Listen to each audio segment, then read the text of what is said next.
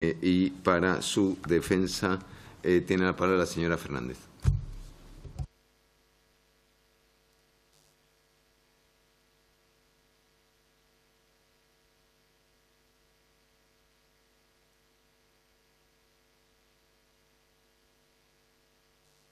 Claro está también en cuanto a seguridad vial. Y se preguntarán por qué presentamos esta iniciativa solo para el caso concreto de Galicia. Bien, porque la forma de asentamiento y de ordenación del territorio tiene una serie de particularidades en el caso gallego que agravan el problema de seguridad vial en las carreteras nacionales. Por un lado está el tipo de asentamiento característico en Galicia, que tenemos una forma de organización del territorio mucho más compleja, caracterizada por la aglomeración y con procesos de difusión periférica, que viene producido por un modelo tradicional de asentamiento de pequeñas células de población.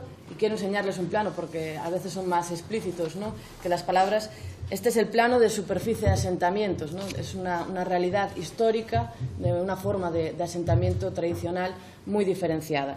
Bien, pues a esto hay que añadirle un proceso de industrialización tardía que supuso un atraso en la urbanización respecto al contexto europeo y que condicionó la continuidad de un cuadro territorial rural en base al que se ha ido densificando.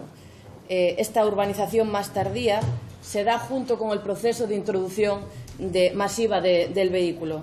Esto genera que la linealidad de la carretera pues produzca una urbanización lineal a través de esta. Hay un geógrafo portugués que explica esta realidad, que es igual en el norte de Portugal como en el caso gallego, lo denomina el fenómeno a Rúa da Estrada. Esto traducido al castellano sería la calle de la carretera. Y es que esta realidad, este fenómeno, es uno de los elementos más legibles de la estructura de urbanización extensiva que se da en el caso gallego, donde esta Rúa da Estrada permite que los usos se entremezclen, mezclando viviendas, restaurantes, tiendas, fábricas. Por lo tanto, se abandona la lógica de centro nucleado para convertirse en una línea, en una especie de carretera-mercado, ¿no? Y eso ha generado una serie de confusión en cuanto a la movilidad y a los movimientos locales, donde se mezclan camiones, vehículos, peatones. Es una carretera demasiado lenta para quien quiere pasar por ella al atravesar largas distancias y demasiado rápida para quien allí la habita. Y en este caso la carretera nacional no es una infraestructura de movilidad entre núcleos urbanizados, que sería donde se producirían los otros usos, sino que éstas se convierten en la infraestructura que genera de por sí el proceso de urbanización. Y esto genera un problema de gobernanza, porque en las ciudades que están organizadas a través de la consolidación de uno o varios núcleos, se produce cierta estabilidad y la regulación es más sencilla. Los mecanismos de planeamiento actuales permiten ordenar y regular las travesías urbanas de forma más sencilla. Sin embargo, cuando la carretera nacional no supone un hecho puntual que entra en contacto con el espacio consolidado, sino que es generador de la propia urbanización, se genera un problema de gobernanza por el gran número de agentes implicados. Y lo normal en este caso sería que tuviéramos competencias plenas en cuanto a la gestión de las carreteras, de forma que pudiéramos dar una respuesta a nuestra realidad específica.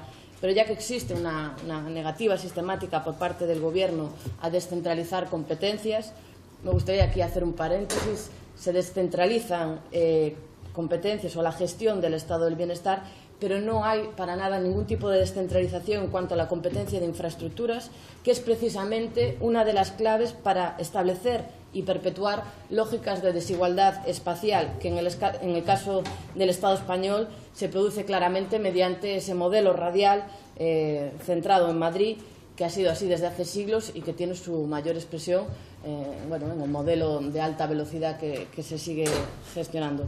Y eso, ya que se niegan a darnos competencias en esta materia, por lo menos debería estudiarse esta realidad de forma específica, de forma que se dé respuesta a esos problemas de seguridad vial que generan, problemas también de calidad del espacio público, ya que no es solo una carretera, sino es el espacio que habitan a diario muchos vecinos de estas rúas da Estrada.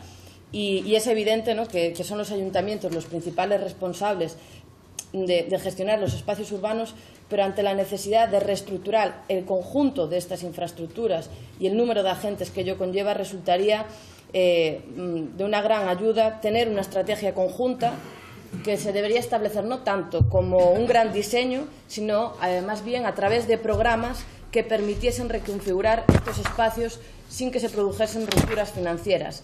Para esto lo más urgente es comenzar con el análisis de la situación, que es principalmente lo que presentamos en esta iniciativa. Es un problema que no se ha abordado para nada en las últimas décadas, que hasta los años 80 las carreteras del Estado se gestionaban a dos niveles, el de la Administración central y el de las diputaciones provinciales, corporaciones locales y otras entidades. Después sí que se trasladaron competencias a las comunidades autónomas en los años 80, pero bueno, no se ha hecho efectivo otra forma de gobernanza de estas carreteras.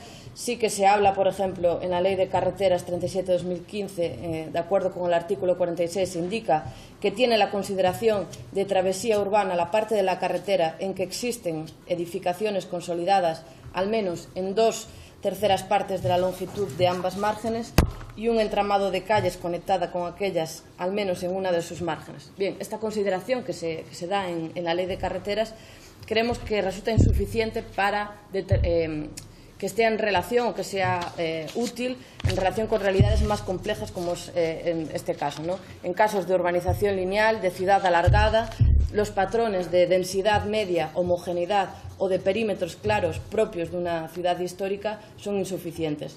Por eso creemos que es necesario marcar unas líneas de proyecto que den sentido de estructura, de malla de soporte, que analicen la nueva formación de zonas de condensación, los grados de urbanización, uso y actividades que soportan a lo largo de esta infraestructura.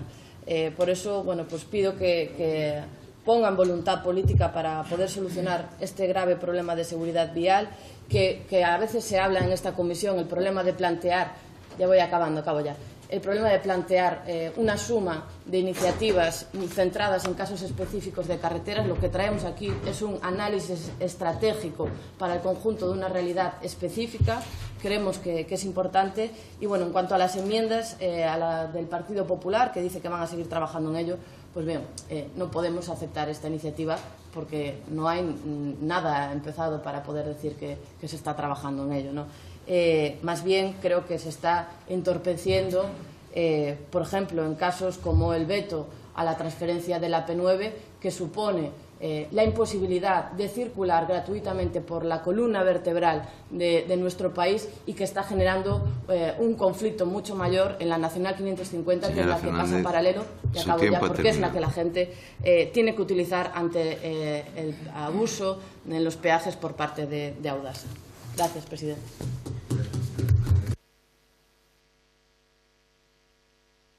El señor Mateo.